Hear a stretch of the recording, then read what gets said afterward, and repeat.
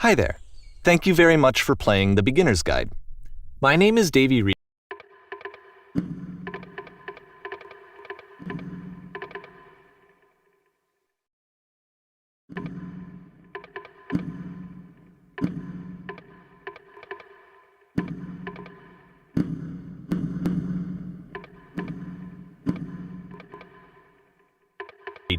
I wrote The Stanley Parable, and while that game tells a pretty absurd...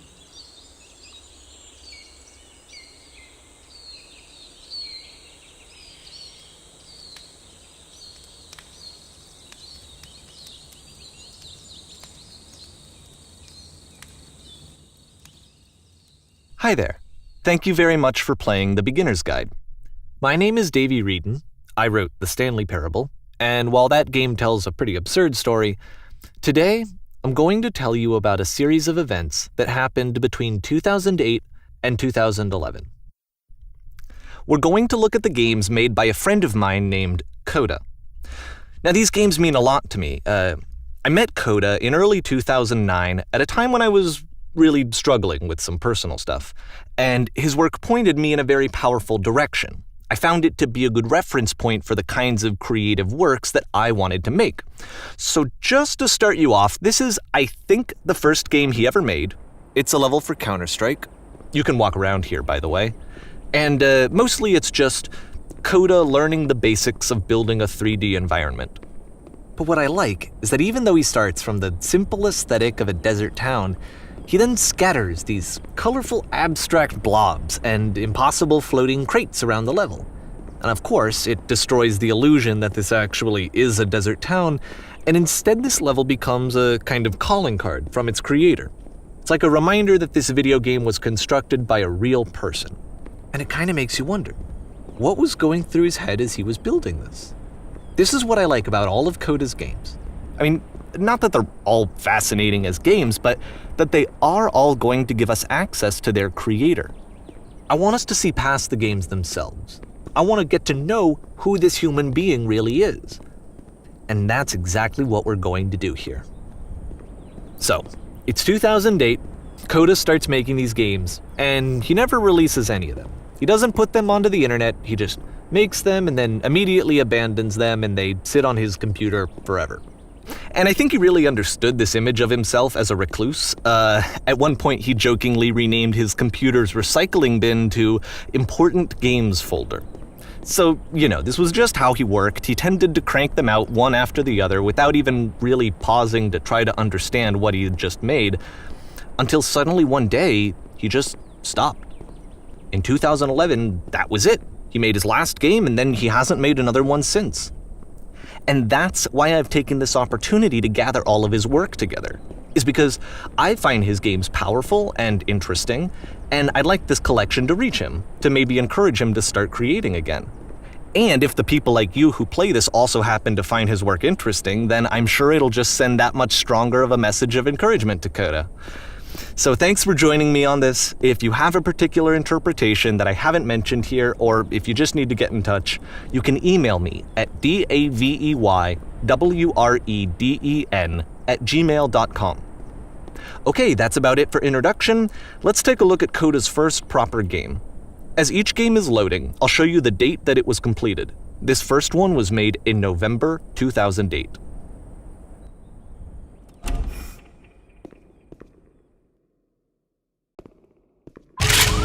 Warning.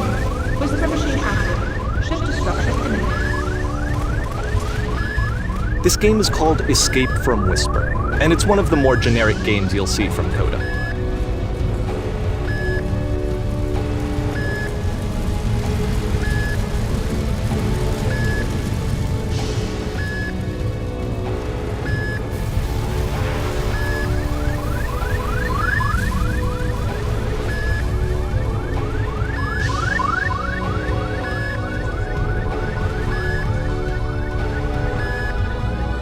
Security call breached.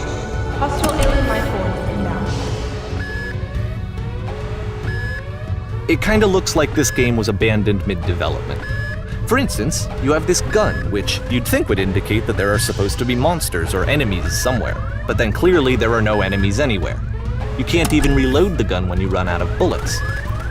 But ultimately, we don't really know. Maybe Coda thought that actually it was complete the way that it is.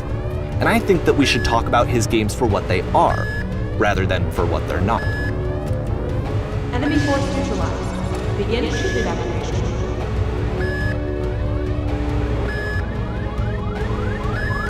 I love how you can see the bottom of the universe from this room.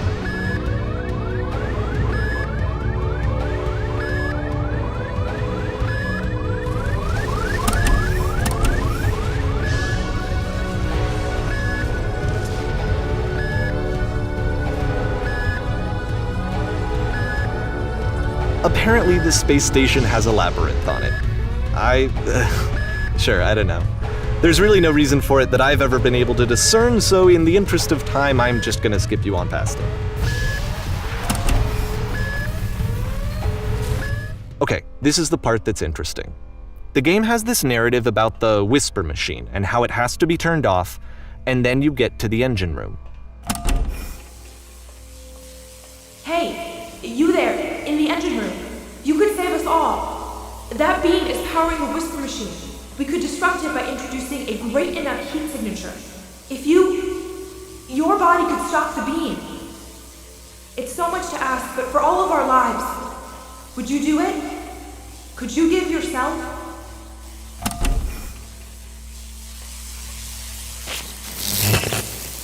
Let me pause here for a second.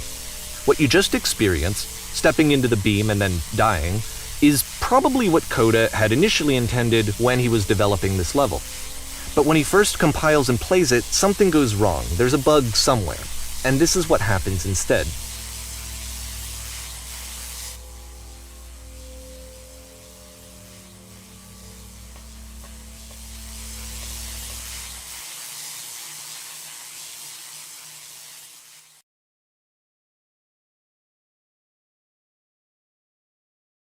The beam causes you to start floating. And this is an important moment for him. Because yes, this is technically a glitch, but Coda identifies something human about it, like how small it makes you feel in the face of this larger chaotic system.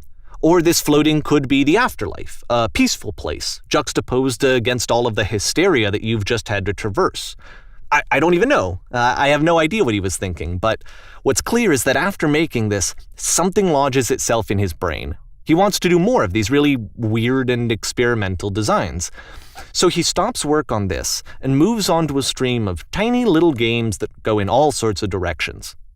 Let's go ahead and take a look at the first game he made after leaving this one behind.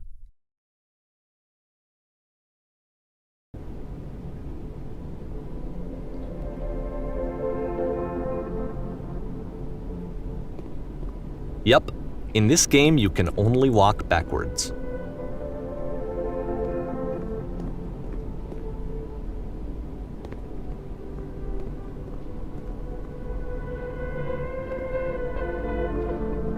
So it's a short and relatively minimalist experiment combining motion and narrative.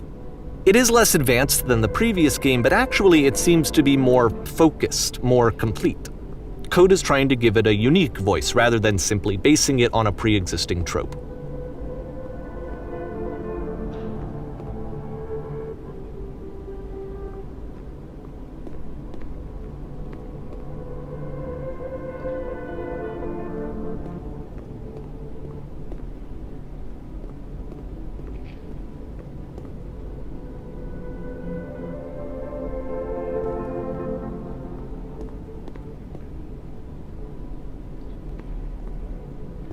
It's a short little thought, it says what it wants to say, and then it ends.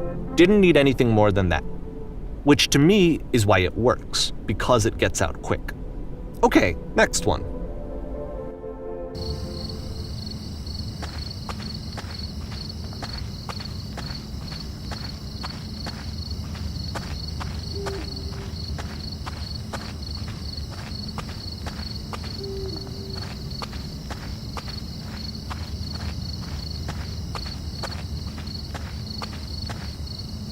And that's it.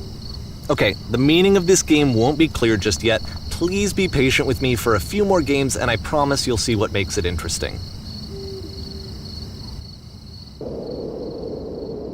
Oftentimes, Coda would put bizarre titles like this one at the start of his games.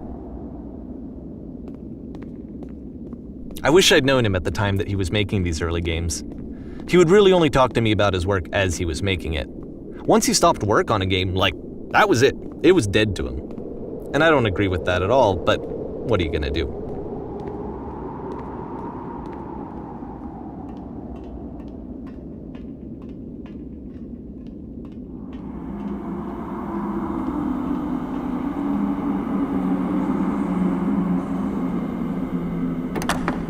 Once you've been slowed to an absolute crawl, the door at the top of the stairs opens.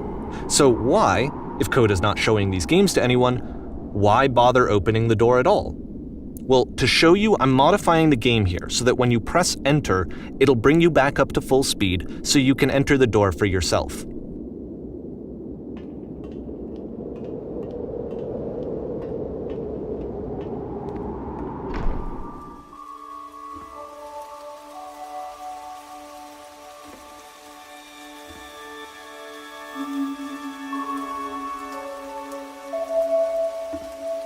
A room that's warm and nice and filled with little ideas for games.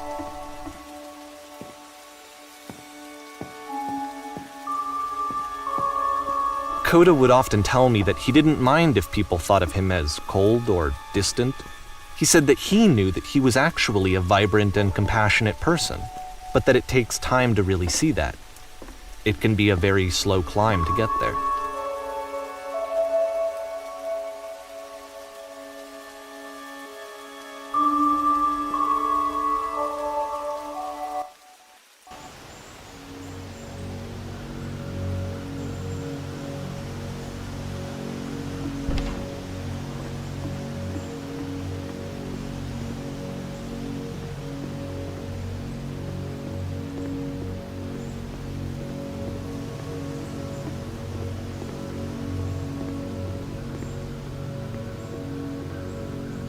Well, this is new for Coda. It's an actual puzzle. Go ahead and see if you can solve it.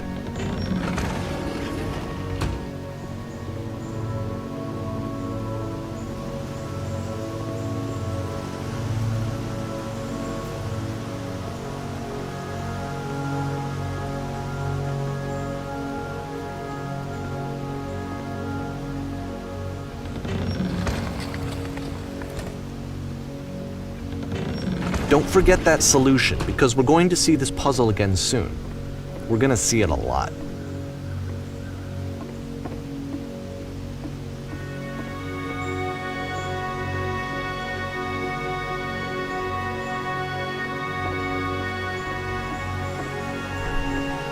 So that seems to be it, right? You walk down a corridor, you solve a puzzle, you get to the end. Simple enough. All right. Now I'm going to modify the game again so that when you press enter, it'll remove all of the walls from this room.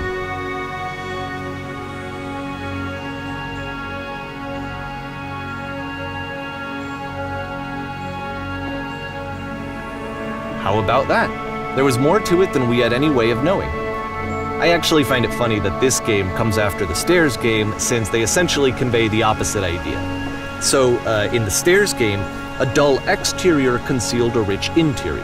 And then, in this level, a dull interior hides this fantastic outer world. Either way, I think that the point is the same, is that most of the time you don't get to know what you're missing, or even that you're missing anything. That's not your role as a player. So if your role here is not to understand, then what is it?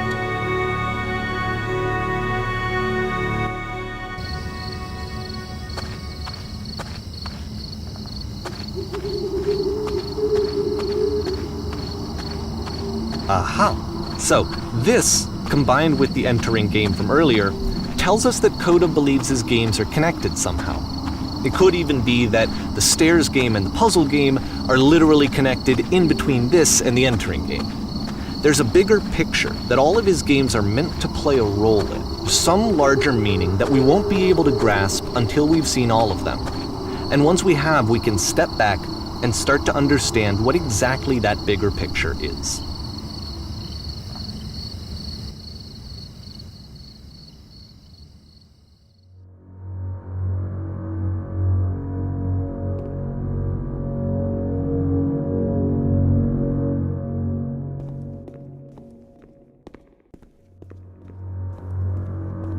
Let's talk about video game development for a second. Every video game runs on what's called an engine, which determines what the game can and cannot do. So in other words, the engine is a set of tools for game development. To make all of these games, Coda is using an engine called Source. Like all engines, Source has certain things that it does well, and it has certain things that it does poorly. One of the things that it does very well is boxy linear corridors.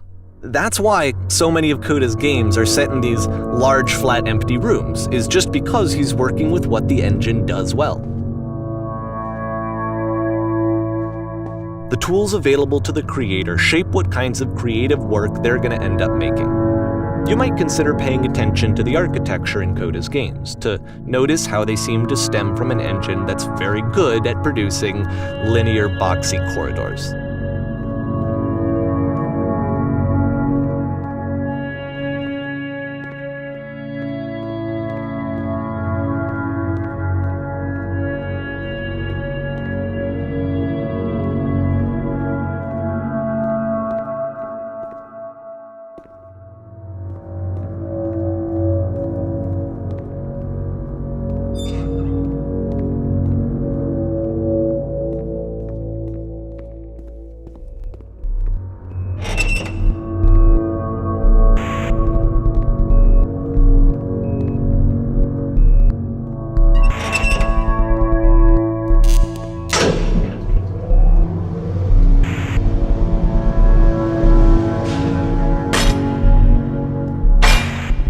This prison, funny enough, in Coda's original design, the doors stayed shut for a full hour before letting you go. If you don't mind, I think we're gonna skip that. This is something that he and I used to argue about a lot. You know, whether a game ought to actually be playable, whether it means anything if no one can get through it. And I would always defend that, you know, all this work goes into the game, why not make it playable and accessible? And so we just got into heated arguments over it, and there was one time that after one of these conversations, he went home, and a day or two later, he sent me a zip file entitled Playable Games that was full of hundreds of individual games, each of which was just an empty box that you walked around in and nothing else. Believe me, I played every single one of those just to find out if there was like a gag hidden somewhere. There wasn't.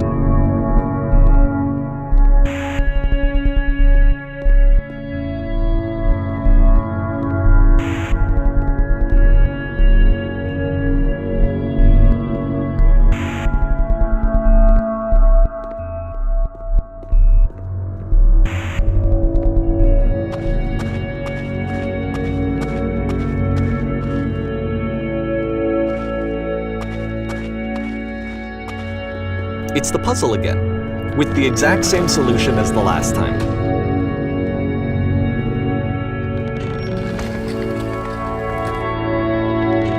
There's still no clear indication of what makes this puzzle so special that Coda is going to return to it over and over. But I promise I'll share with you my interpretation very shortly.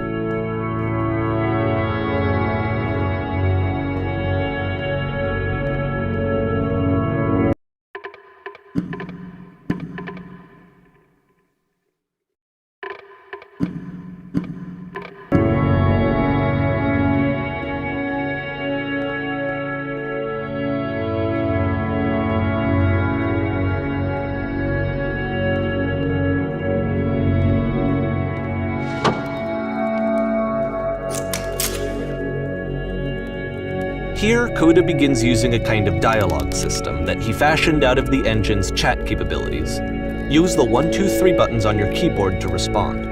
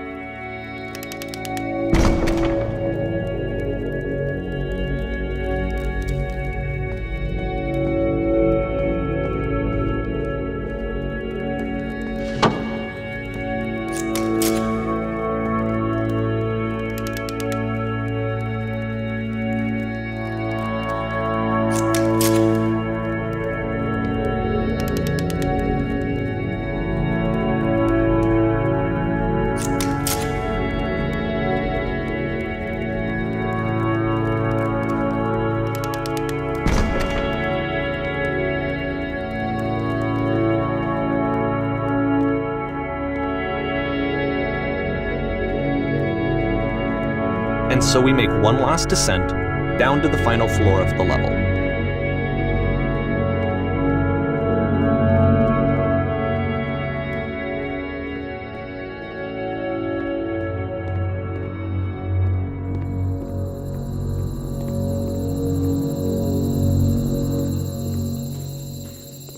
It's a lamppost.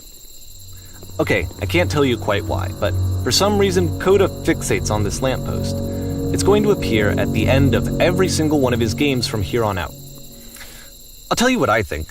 I think that up to this point, he's been making really strange and abstract games with no clear purpose, and maybe you can only float around in that headspace for so long. Because now he wants something to hold on to. He wants a reference point. He wants the work to be leading to something. He wants a destination, which is what this lamppost is. It's a destination. We're going to see it in the work as well. His games are just going to become a lot more cohesive, a lot more fully developed, with more of a clear idea behind them. And as we go, that idea will get clearer and clearer and clearer.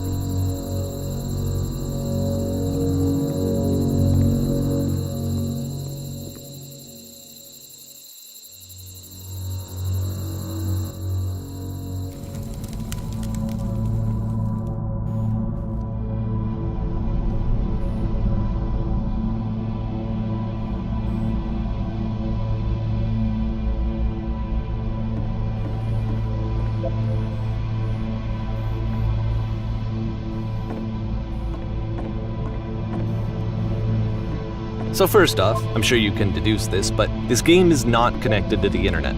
All of the notes that you're gonna see have been written by Coda. This was actually the first game of his that I ever played. This was shortly after I met him at a weekend game jam in Sacramento, where I grew up. I saw him working on this very level, and it was just so different from anything that anyone else was doing. So right away I was like, I have to be friends with this person. In retrospect, I think I was probably a bit too pushy, trying to get his attention. I was over-enthusiastic. But he was very gracious about it and very patient with me. And I cooled off eventually.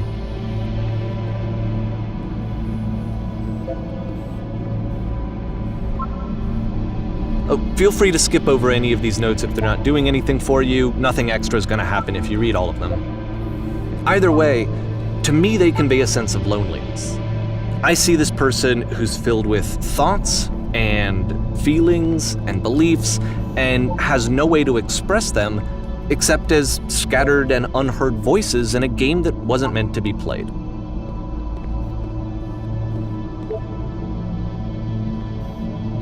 But it's ironic, isn't it, that in playing this game and seeing how alone Coda often felt, that we get to know him better and actually kind of connect with him. And I have to be honest with you, this idea is really seductive to me. That I could just play someone's game and see the voices in their head and get to know them better and have to do less of the messy in-person socializing. I could just get to know you through your work.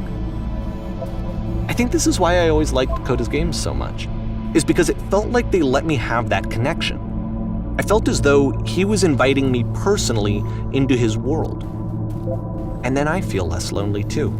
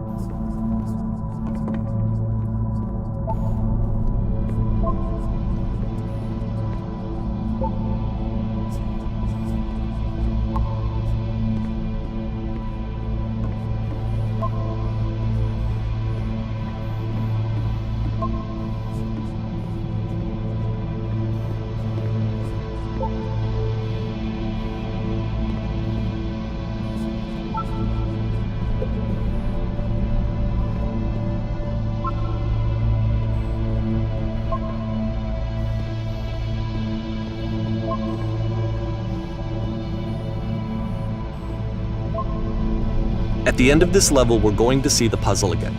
And here, I'll tell you what I think the puzzle means. Each of these games represents an idea that was on Coda's mind at the time that he was making it. And the puzzle is a way of closing the door on a previous chapter of his life before moving on to the next one.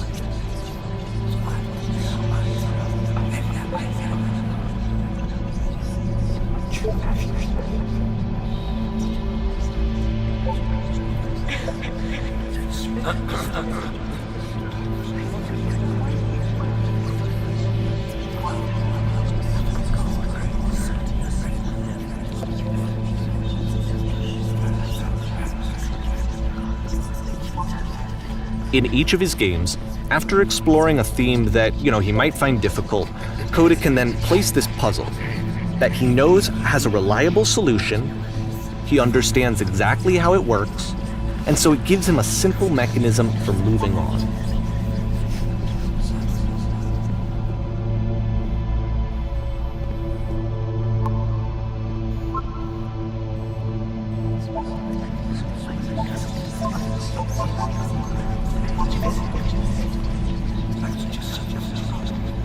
And because there's this dark area between the doors, a space between spaces, before you move on, you get to pause. Just for a moment, a few seconds to reflect on and let go of the events that led you here, to step back and connect the pieces together, to grasp at that elusive bigger picture.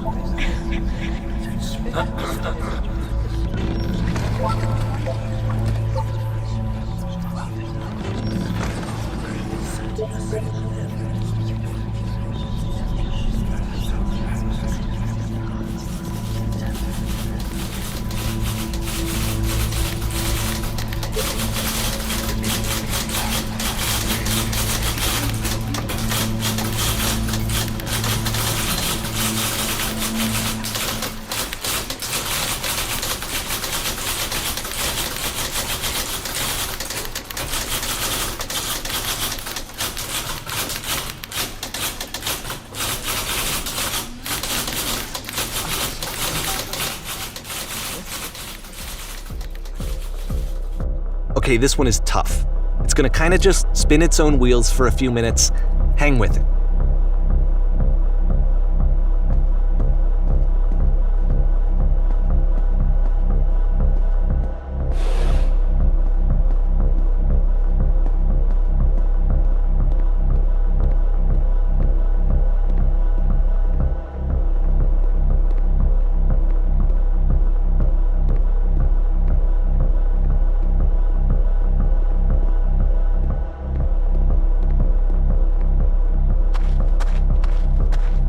See, this is it, the whole game, and there's nothing that's particularly interesting about it. You just walk to the end of a hallway.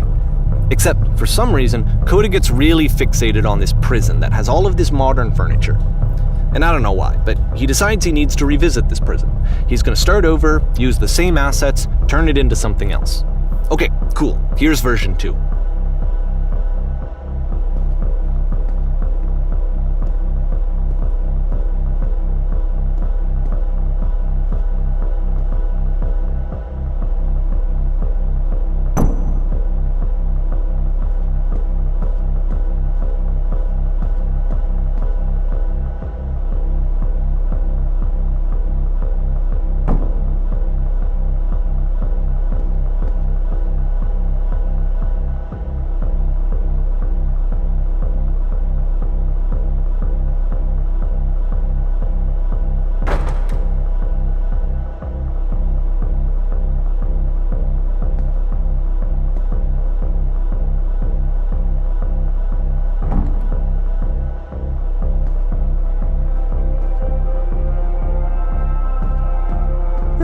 There's a bit more to this one, but still it's not really communicating anything. It's kind of just weird for weirdness' sake.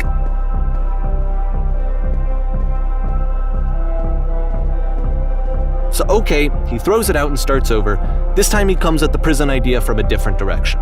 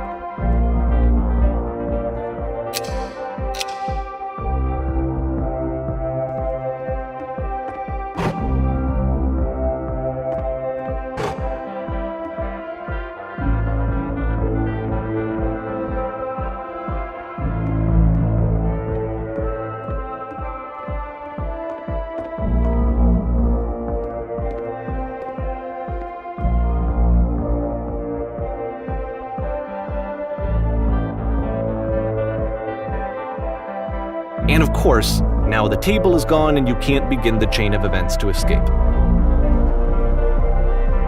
Here's a version where there are no bars, but you can't actually get to the well. And then a version where the inside of the prison is the outside and the outside is the inside. Let me just blink you real quick through a few more of these. I mean, he really unloaded on this prison idea. There's nearly a dozen of them. Personally, I think it's awful to watch this, to see a person basically unraveling through their work.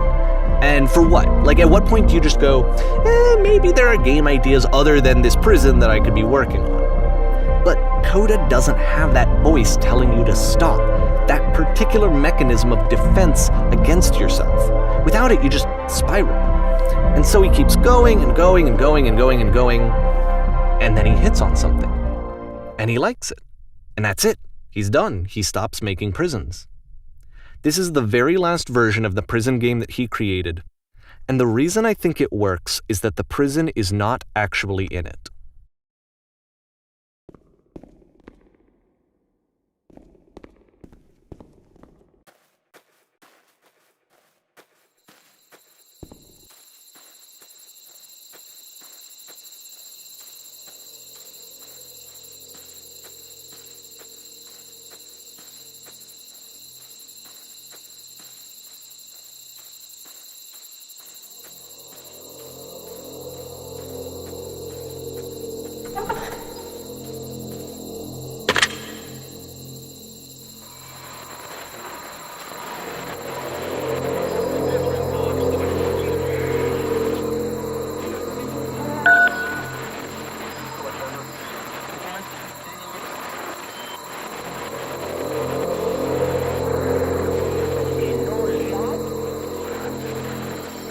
It's a conversation. And so this is what Coda wants, is to be able to talk to someone, to share what's on his mind, and to get some good advice from someone who knows. But the irony is that even in this scenario, you're still talking to yourself. You know, all of these games so far are Coda talking to himself.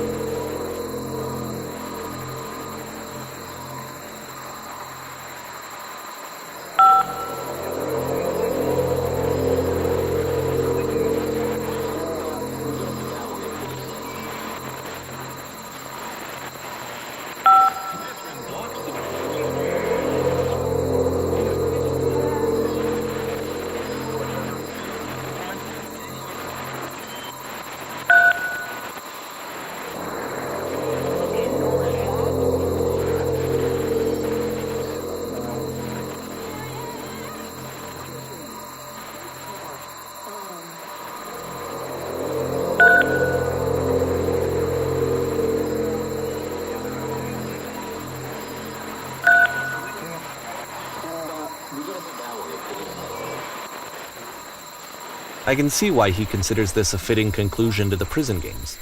After all of the obsession and frustration, just to be told by someone you can trust that things are going to be okay. Wouldn't that be nice?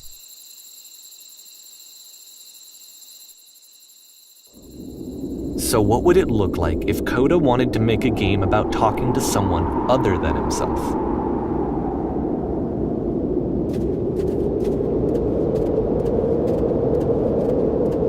To me, this environment is meant to represent Coda's puzzle, with the two doors on either side and a dark transitional space between.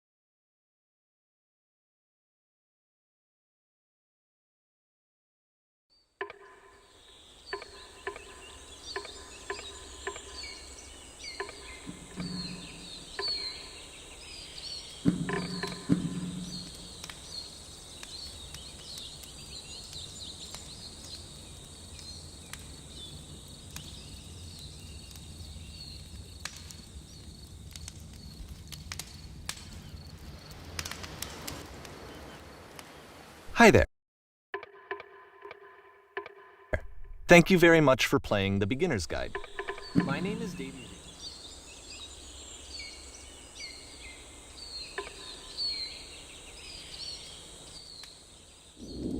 So what would it look like if Coda wanted to make a game about talking to someone other than himself?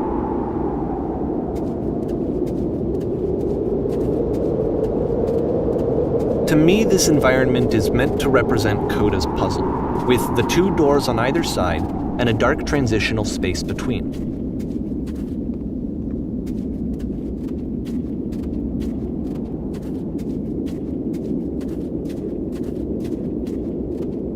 Just so you're aware, nothing will happen up here until you've been inside the house.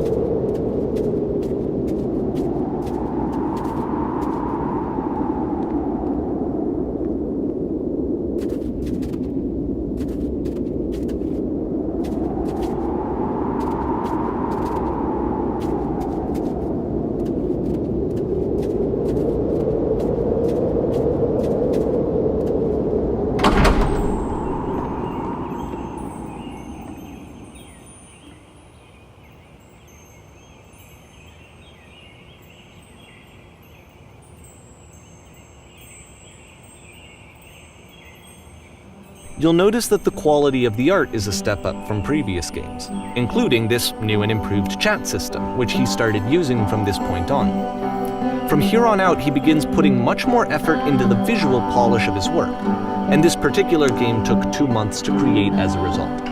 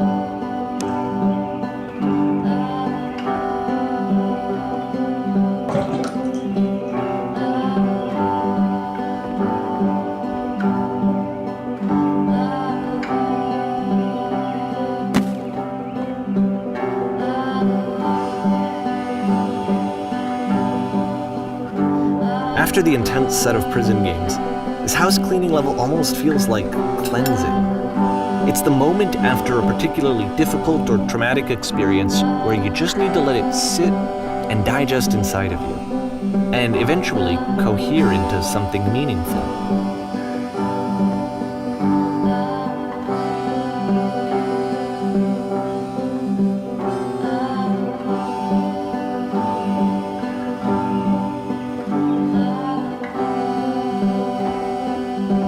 I know that Coda really liked this game. Of all of his work, actually, this was the only one that he called me up to ask me to come over and look at it. This was during a period of a few months where he was like grossly happy all the time, just walked around with a constant smile on his face.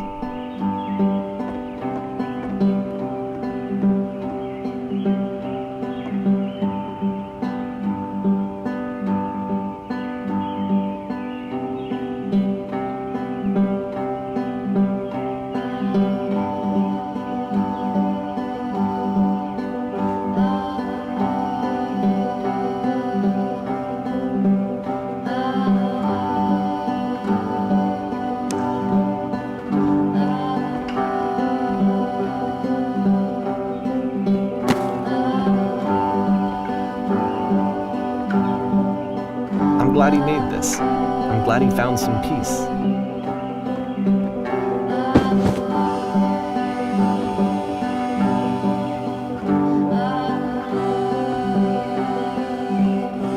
But, of course, it can't last. The music stops, your companion is gone, it's time to leave. The door at the top of the hill is now open as well.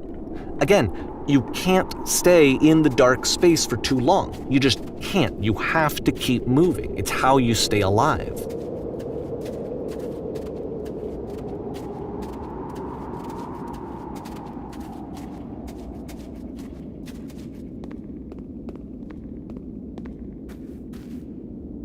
Which is the whole point of the puzzle doors, right?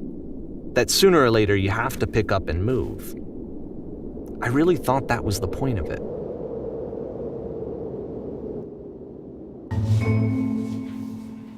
This one gets a bit goofy.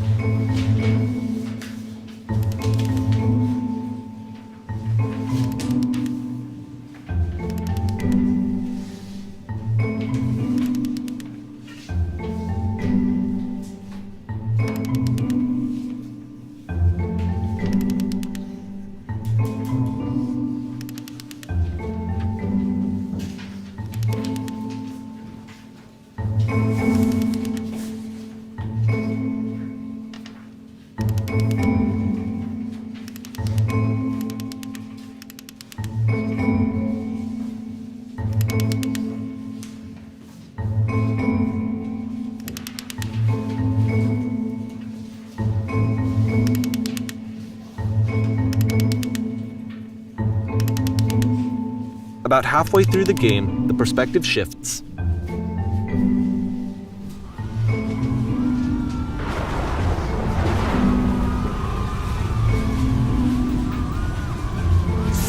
And you play as the teacher. And suddenly, you discover that your teacher is just as bigoted and afraid as you are. Oh, and also you can move around the classroom now.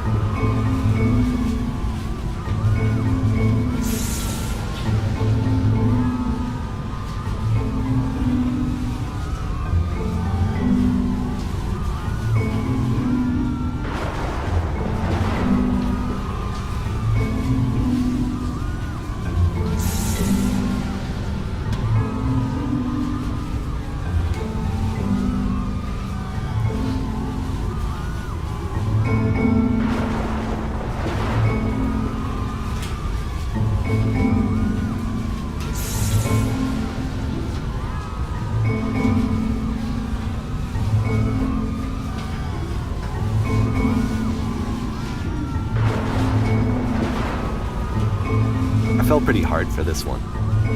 I feel like it's one of the most relatable experiences that you can have. To assume that some other person is perfect and totally fulfilled in every way, and completely miss all of the little flaws that make them painfully human. I think about this game a lot these days.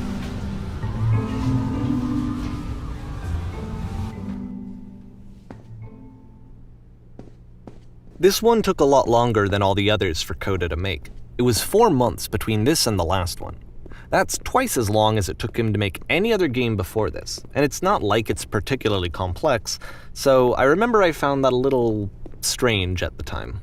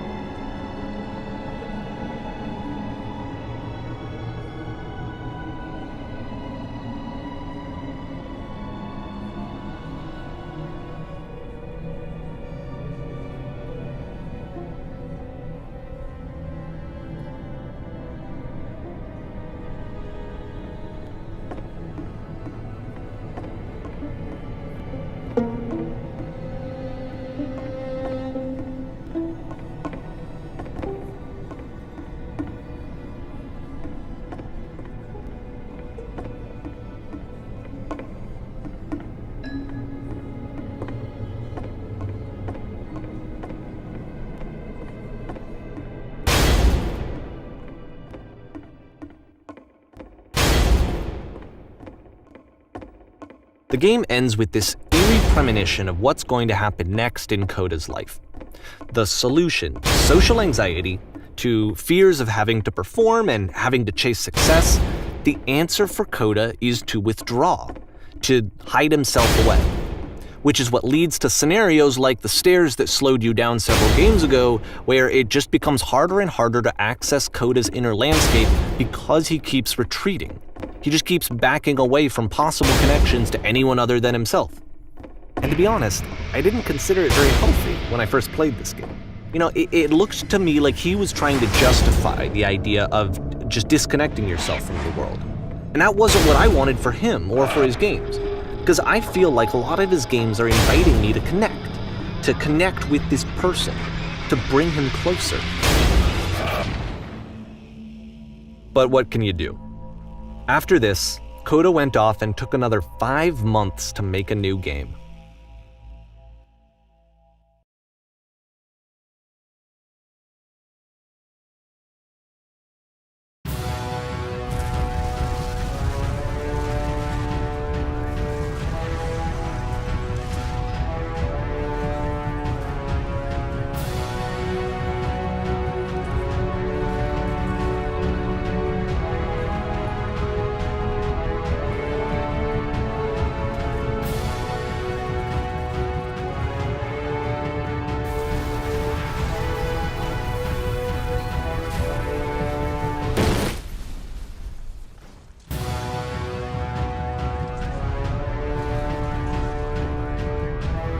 You should probably open your eyes if you haven't already. It's pretty much impossible to solve otherwise.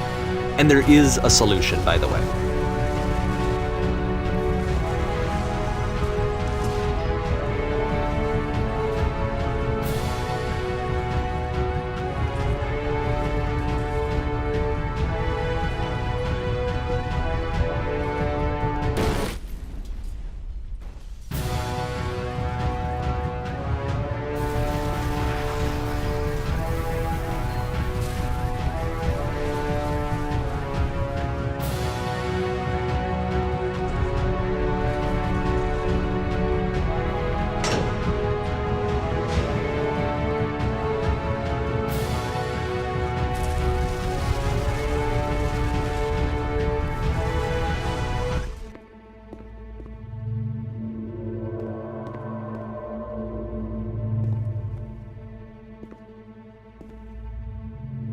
Like I said, I was getting concerned. First off, he's never been this explicit in his work about exactly what he's thinking. So where's that coming from? But then even weirder, his work has potentially stopped being an outlet for him. Not like he's having trouble iterating on ideas, but he literally just can't think of new ideas anymore. And in person, he was being a lot more distant than usual. Like, you know how sometimes a person will just deflect anything that you say in order to keep themselves disconnected all the time? It was that kind of thing. Here was the point in my relationship with Coda where I really started to wonder if he needed my help in some way.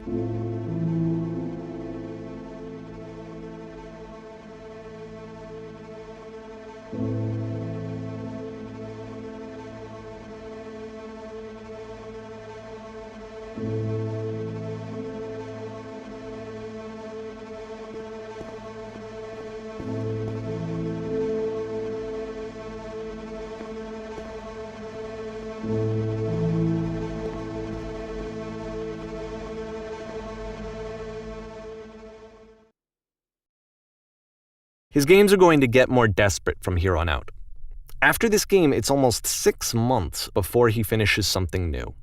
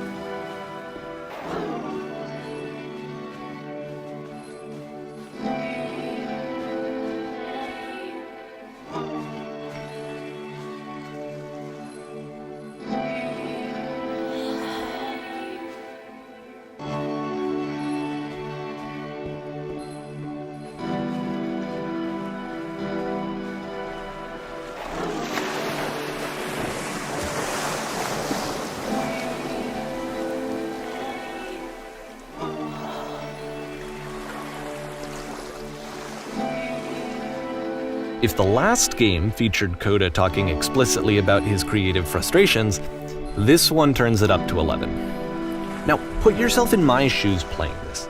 Here's a friend whose work is exhibiting signs of struggle, frustration, anxiety, depression, even. And yet, still, he keeps making games.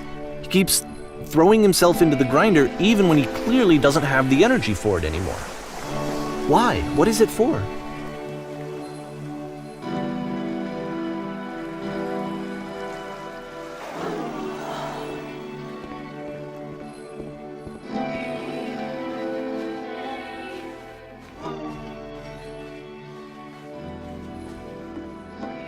Because from my perspective at the time and just what I knew of him, this was a result of how isolated he was. He was in his own little bubble, just sitting at his computer all day, not really showing these games to anyone, not releasing them onto the internet, and so he didn't have anyone outside of himself to connect with. He had no outlet to ground himself on.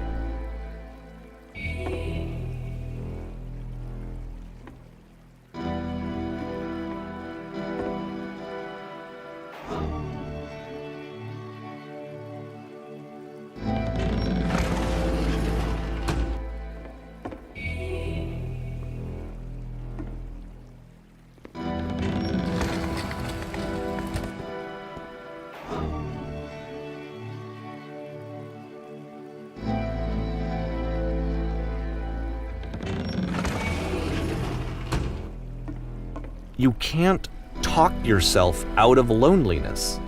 It doesn't work that way.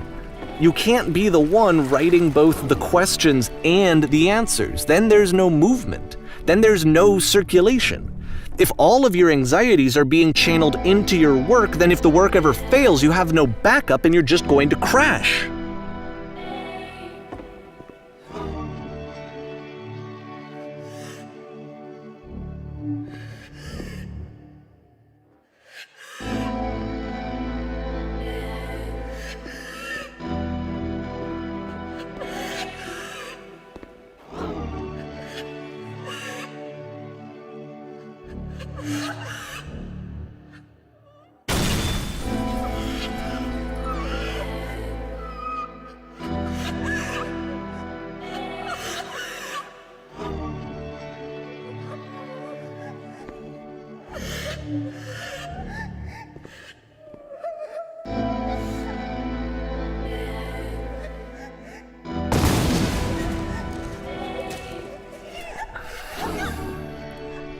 Seeing this game at the time that he made it, it looked really unhealthy to me.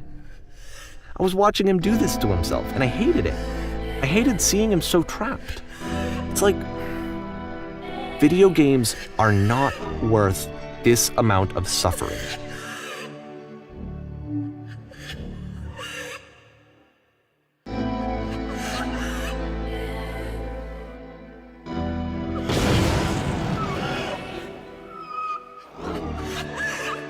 This is someone I really cared about.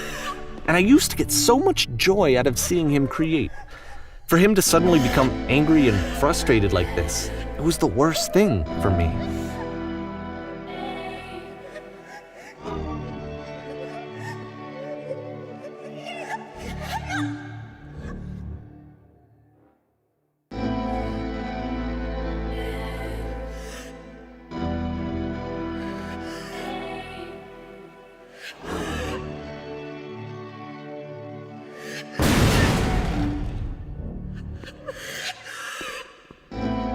I don't know. This is what I felt at the time. I don't know how else to explain it. I wanted it to stop more than anything. I had never felt so rotten. I needed more than I had ever needed anything for this to stop.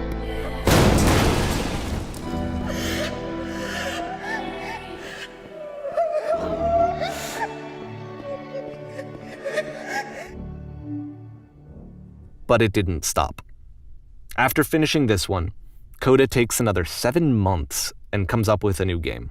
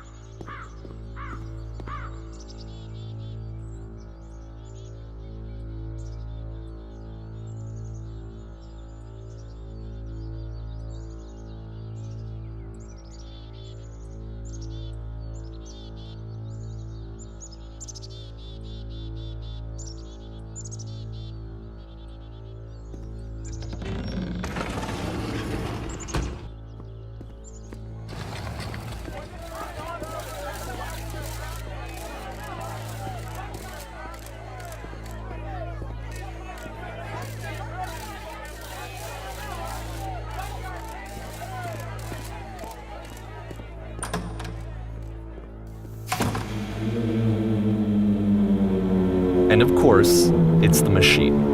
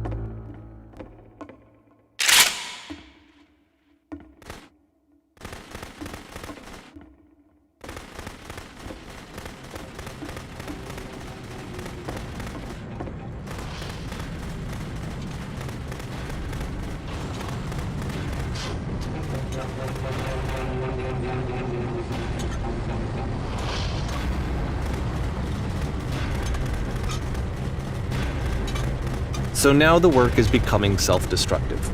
And I'll tell you, at the time that I first played this game, shortly after he made it, here's what I'm thinking to myself. I'm thinking that Code is stuck in his own head, and that it's having a very negative effect on him, and that all he needs to do is just start showing his work to people, to get some actual feedback on his games. It might get him out of isolation. And so, as I'm thinking this, I realize that I could be the one to initiate it. Because it would never occur to Coda to start actively soliciting feedback, so what if I did it for him?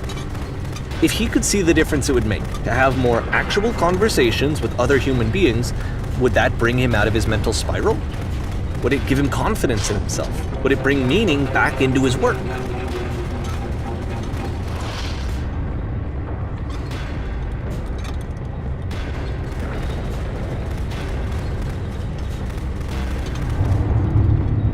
So I started showing Coda's work to people. I took this one, and the islands which you just played, the theater, the notes, the house cleaning game, and some of the prison escape games. I brought them to people that I knew and trusted. I asked their opinions. And the great part is that they really loved his games. You know, the point of it all was just to give him some external reference point, but they genuinely loved his work. There was nothing for him to be afraid of.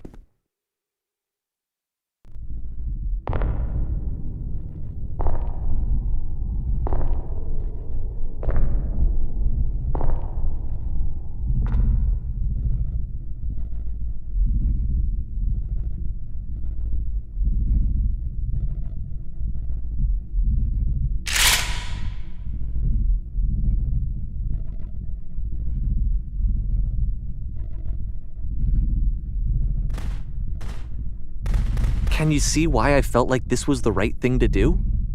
Because it's the thing that I always feel like I need, to be told that my work is good, that I am good. When someone really connects with a thing that I've made, when they see themselves purely in my work, there's nothing that feels better.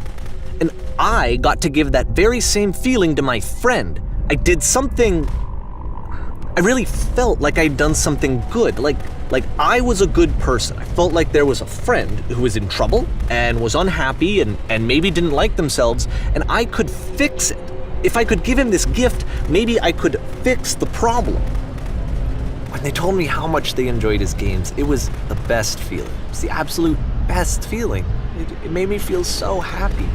So beautifully, beautifully happy.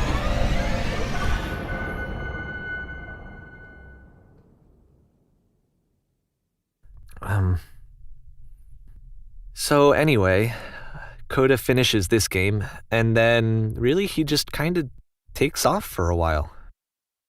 So this is June of 2011, and I didn't hear anything from him for several weeks, I guess.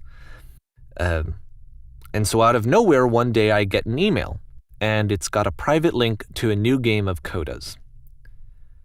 This one is called The Tower, and to my knowledge, it's the last game that Coda ever made. So let's take a look.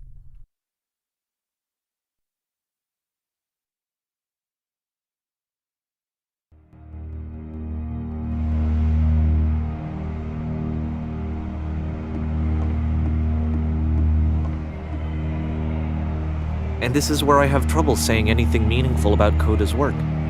Because more than anything else, The Tower just feels distant.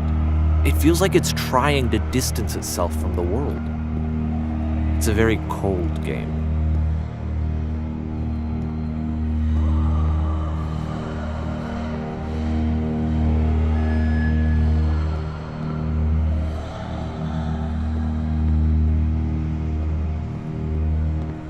This room actually has a maze in it. Except that all the walls of the maze are invisible. And then every time you touch one of the walls, there's this awful flashing and noise, so the experience is really miserable. The game goes beyond not being meant to be played, it actually seems to despise the player for trying to play it at all.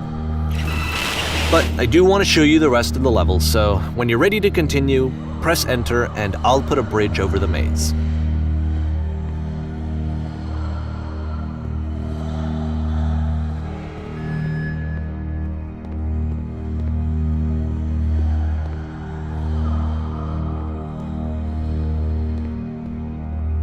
And to be fair, it's not like this is the first game that's needed some modification to be playable. Like the house cleaning game. You know, that one used to actually loop the cleaning chores and you just cleaned a house forever. I had to cut it off so that you could exit the house and the game would actually end. But that game had an idea that it was actually trying to communicate. What's the deeper idea behind the invisible maze?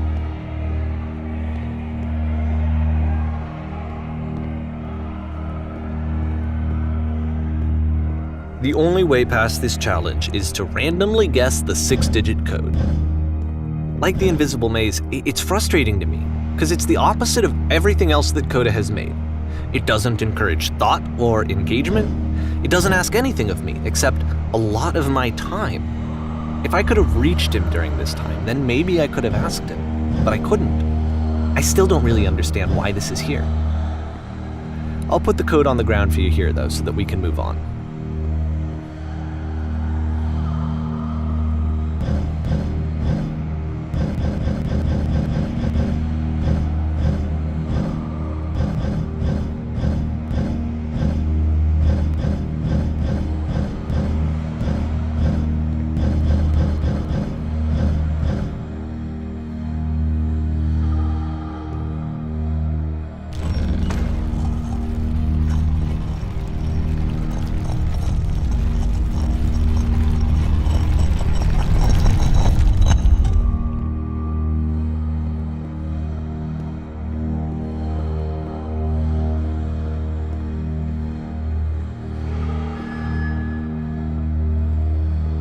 The switch to open this door is actually on the other side of the door, meaning that it's literally impossible to solve from this side. So even if you somehow brute forced your way through the first 2 challenges, and you got to this point, there's actually just no way to progress. And it's scary for me, the idea of Coda cutting himself off entirely, just saying, you know, that's it, that's the end of the conversation, not giving me any way to fix the problem. I feel like a failure, I guess, when I can't fix the problem. But I can open this door for you, so let me do that.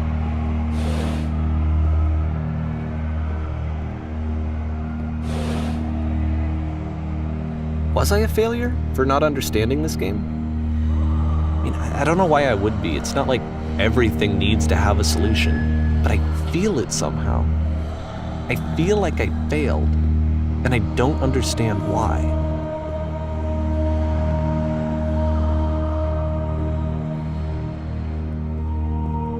I remember, it's June of 2011.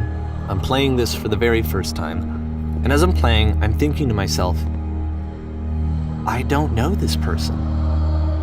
I have no idea who this person is.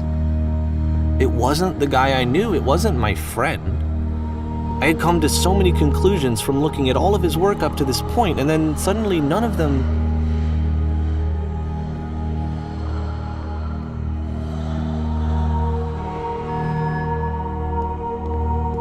I had been trying to, though. That was the thing. For years, I was trying to get to know him, to understand who he actually was and what he stood for. I asked him so many times to please just tell me what his games mean to him. I asked him please to tell me what the 3 dots mean. And he wouldn't.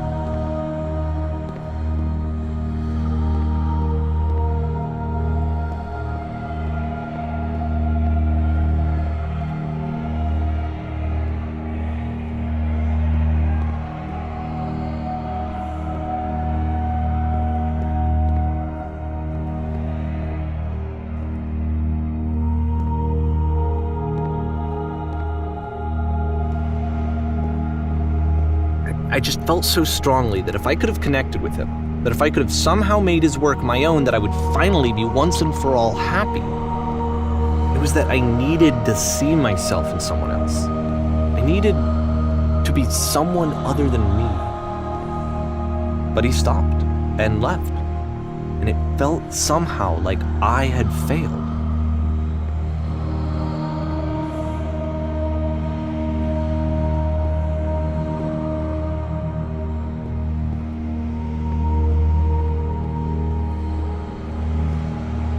Where did I screw up?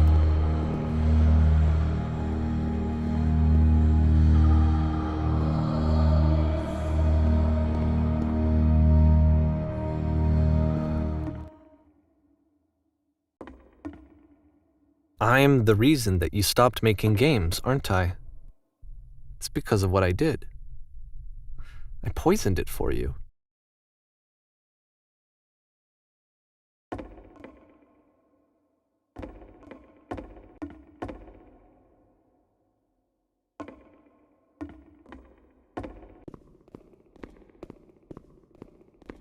I don't think I ever told you this, but when I took your work and I was showing it to people, it actually felt... it felt as though I were responsible for something important and valuable.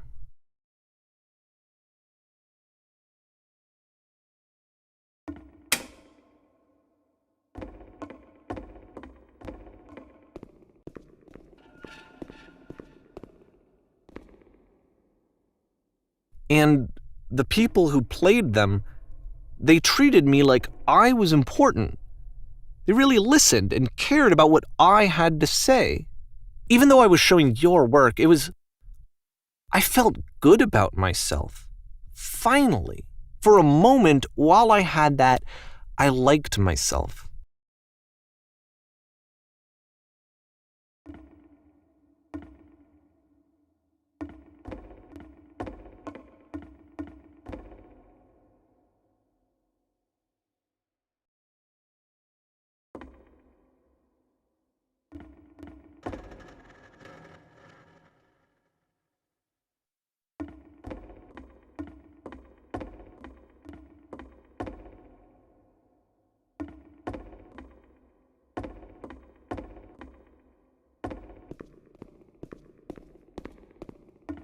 And then you stopped, and I didn't have anything left to show people. I just had to be with myself. And as soon as that happened, there was no feeling at all. Nothing. Less than nothing. What does that mean?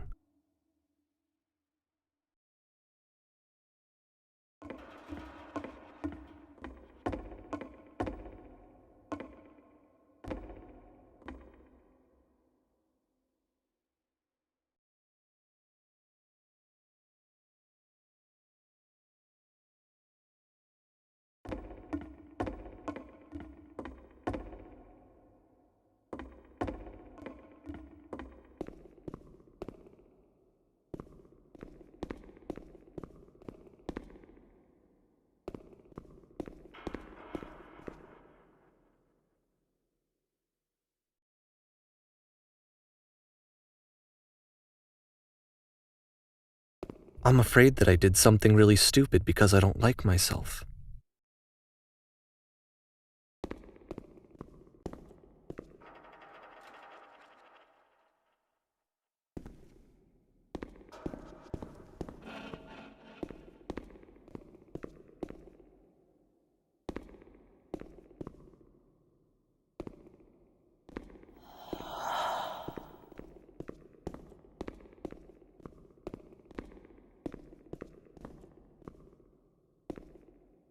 That's why I'm releasing this collection of your work, is because I haven't been able to find any other way to reach you. I've tried everything. And so a part of me has hope that if I put this compilation out into the world, and if I put my name on it, that maybe enough people will play it so that it'll find its way to you, so that I can tell you that I'm sorry. I know I screwed up.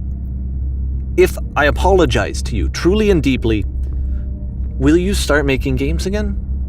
Please, I need to feel okay with myself again. And I always felt okay as long as I had your work to see myself in.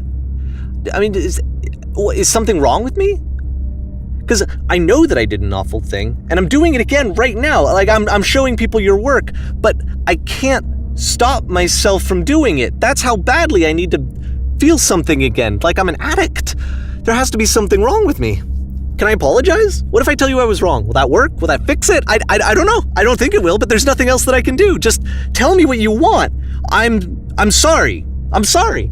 Please, start making games again. Please help me. Please give me some of whatever it is that makes you complete. I want whatever that wholeness is that you just summoned out of nothing and you put into your work. You were complete in some way that I never was. And I want to know how to be a good person. I want to know how not to hate myself.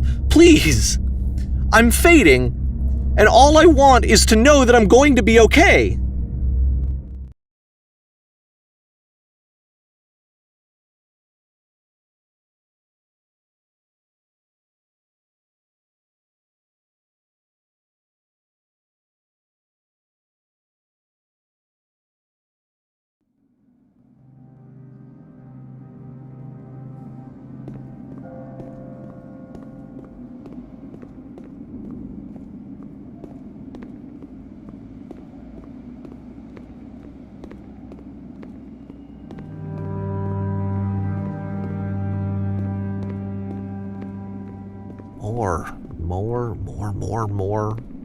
More love, more praise, more people telling me that I'm good. Always more. It's like a disease.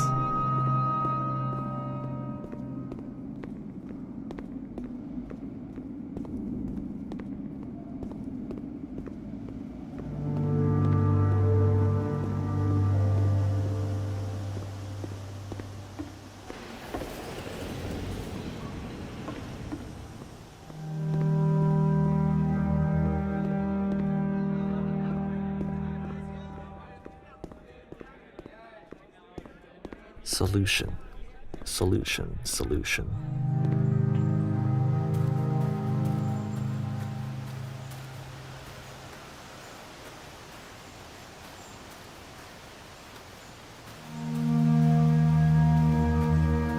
I guess if someone had told me ahead of time that he just really enjoyed making prison games, maybe I wouldn't have thought he was so desperate. I wouldn't have told so many people that he was depressed.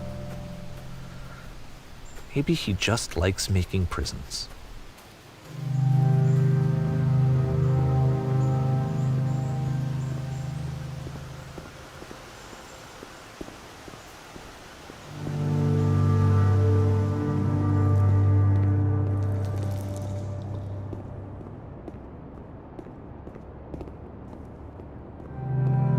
Even now, the disease is telling me to stop. Don't show people what a shitty person you are. They'll hate you.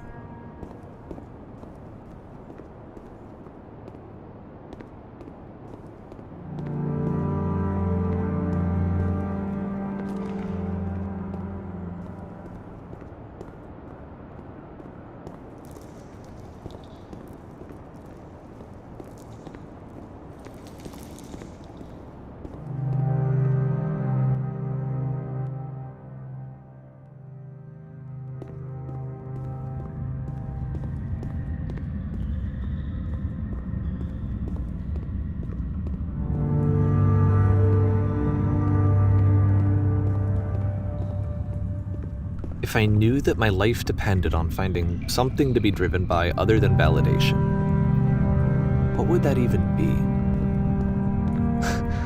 It's strange, but the thought of not being driven by external validation is unthinkable. Like, I actually cannot conceive of what that would be like.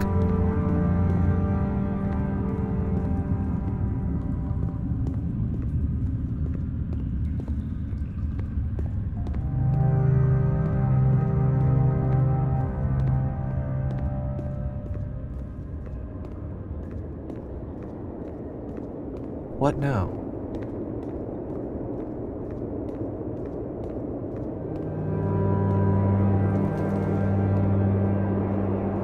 I think I need to go. And I'm sorry, because I know that I said that I would be here and I would walk you through this, but I'm starting to feel like I have a lot of work to do. I have a lot that I need to make up for, and so I'm just gonna... Okay.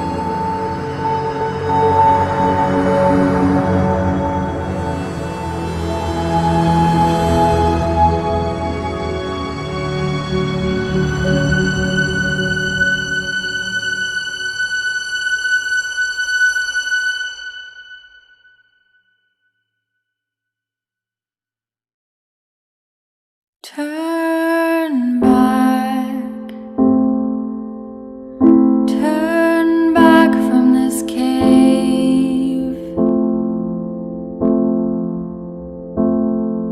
said, let me prove that I'm brave, let me keep going. But the cave goes for miles and miles and miles, and you're so tired, but I know that you're strong. So turn back, turn